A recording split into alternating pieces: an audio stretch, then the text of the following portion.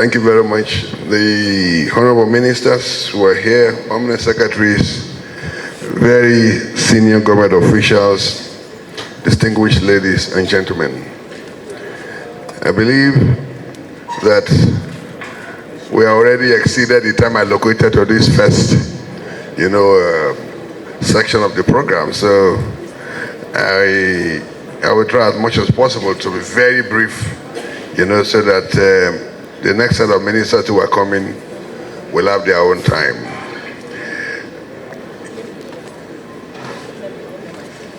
So let me go straight to the point.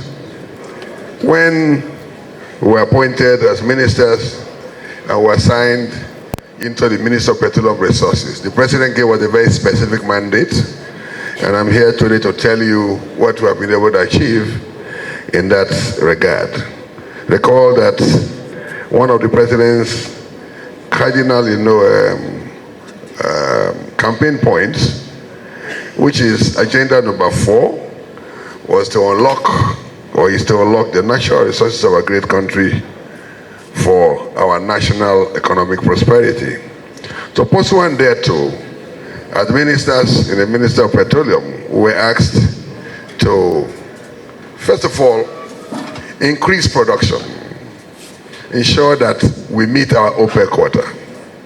Our OPEC quota for the year 2024 is 1.5 million barrels per day. Last year, our OPEC quota was 1.78 million barrels per day. And the reason why our OPEC quota was reduced to 1.5 million barrels per day was because we were unable to meet the production of 1.7 million barrels a day. So when we met at OPEC to determine the quota for 2024, they said the previous government signed that whatever we produce as at November 2023 will form a quota for the year 2024. And so we're helpless. Because at that time we were producing less than 1.5 million barrels. At the time we took hold of office, we were assigned into the Ministry of Petroleum.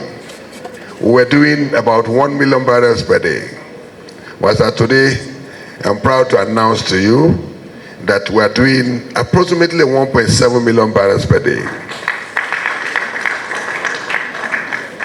This is inclusive of condensate.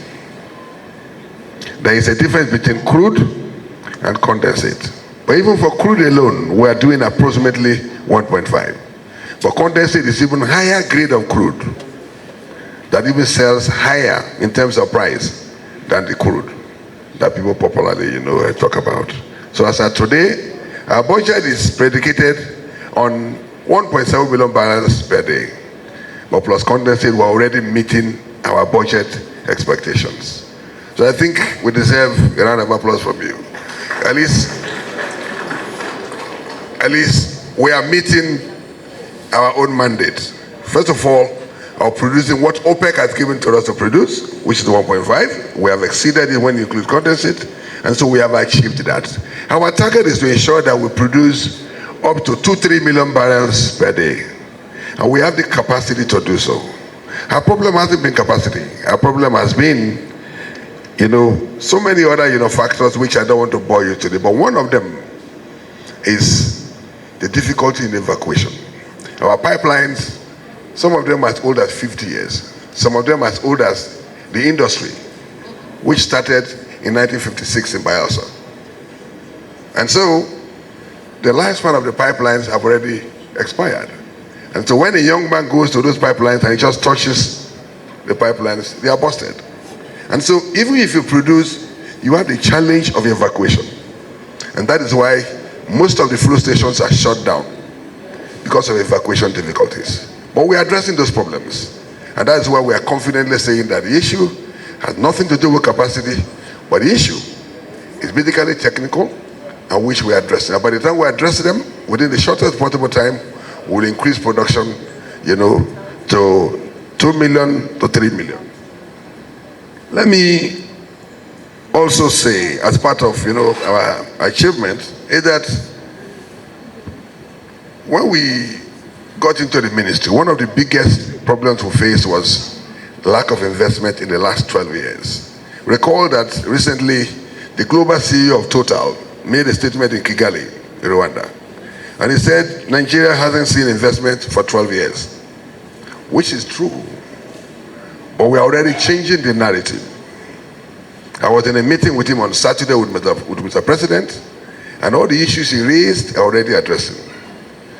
Also to tell you that Total has also shown significant interest in the new bid rounds that have been announced. President approved a new bid round which we launched in Houston sometime this month, and Total is already expressing significant interest in some of those blocks. So also the other IOCs, which means that the IOCs, we've been able to, rekindle the confidence of the investing community, and they are coming back. Even this morning, I was playing host to the global CEO of Schlumberger. Schlumberger is the highest, is the biggest oil and gas service provider in the world. Schlumberger, among other companies like the Halliburtons, left Nigeria. Why did they leave? Because the policies were not favorable. They left because some people who were implementing the Local Content Act misunderstood the local content to be substitution of the IOCs. That wasn't the intent. I was in the Senate when we passed that law. The law was to build local capacity to play at their own level. As of today, no local drilling company can go to deep offshore to drill. It's still the exclusive,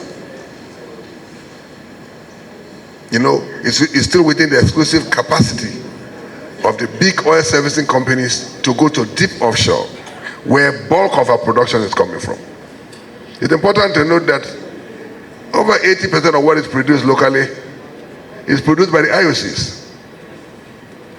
And the IOCs themselves have pledged that they are not leaving Nigeria, but they are trying to leave onshore and shallow waters to go to deep offshore, which is beyond our own capacity at the moment.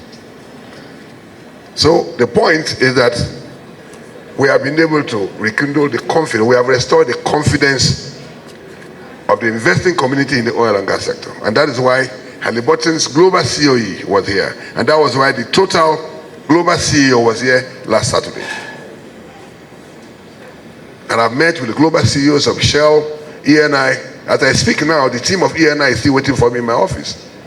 All these are to show that the policies of this government are working. We are already bringing back the investors because they now have confidence in this present administration. So we've done what a government is expected to do to attract investment. Somebody was asking me that Total announced $6 billion of proposed investment in Angola. I'm also very, very, happy to announce to you that we have a company that I don't want to tell you now, but there's a company that in the next few weeks will announce a $10 billion investment in deep offshore. And they are in town waiting for me. These were companies that left Nigeria because they believed that there were inconsistent policies. The atmosphere wasn't favorable.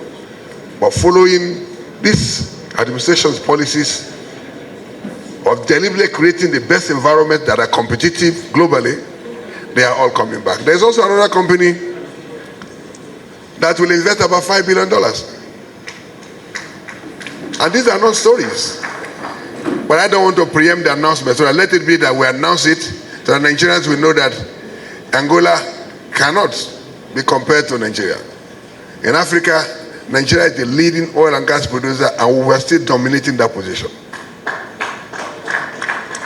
Our target in this 2024, having worked very hard to create the enabling environment, is to ensure that we have minimum of $20 billion in investment this year. The only way you can sustain increase in production and generate money that government needs to finance our economic problems, our economic programs, is the oil and gas sector. The quickest way to our economic prosperity is the oil and gas sector. Every country that has oil prioritizes investment in oil. And Nigeria can never be an exception. So what we are doing is to see how we can create that investing opportunity for companies to come and invest. The way the oil and gas sector works is this. If you have an oil block and you do not sustain your drilling program, it's just like somebody who has dug a well, had to keep fetching, the thing will keep going down. This morning I was with a company, and that company alone is saying that they are happy that Slumbiche is back to town, and they have a drilling program of drilling 100 wells. You know what that means? That will be another major investment that will attract billions of dollars. You know, the Minister of Petroleum is not a ministry where you execute projects. Ours is to create the environment so that investors in the oil and gas sector can continue to invest in the sector. Nigeria still has the highest reserves in Africa. But the reason why we are not seeing the benefits of these huge reserves is because in the last 12 years, Nigeria's capital investment to reserve was the lowest in the world. We had only 5%. Angola had 46%. Mozambique had 97%. Guyana had 617%. You ask yourself the question, why did the companies in Nigeria fail to invest in the last 12 years? The reason is simple. The PIA took longer than ever to be passed. And nobody wants to invest billions of dollars in any climb where there's uncertainty. Now we have told them that the PIA is now passed. We have a stable governance structure. We have the best fiscals, and the president has signed executive orders. We have the best fiscal terms that are globally competitive. And we are saying that you have a long history with Nigeria. So come back to Nigeria and invest. And that is why those who want to invest the $10 billion is an old IOC. Those who want to invest the $5 billion is an old IOC. There are also other smaller companies that are coming in. One is in fact proposing to invest $1.6 billion, and I brought NNPC together with them. That is the mandate of the Minister of Petroleum Resources. Our own target is that by the end of the year, we'll have increased production through our sustained investment campaign. The ability of that piece, the oil and gas companies cannot operate. I'll give you an example. When I was minister in the Ministry of Agriculture in 2015, some of you may be aware of these Avengers. Avengers came and then, caused some havoc. And production came down to below 1 million barrels. And so Nigeria went into a recession. What did we do? We had to engage stakeholders in the Niger Delta to give peace a chance. And production went up to 2 million barrels. So without peace, all the policies we are talking about, all the efforts we are making will be a mirage. And so one of the biggest achievements is engaging the relevant stakeholders in the Niger Delta region to sustain the peace so that oil and gas companies can return and invest so that we can generate the money for the benefit of Nigerians. So ladies and gentlemen, thank you very much for the opportunity. If there are specific questions, I want to be very willing to answer. Thank you very much.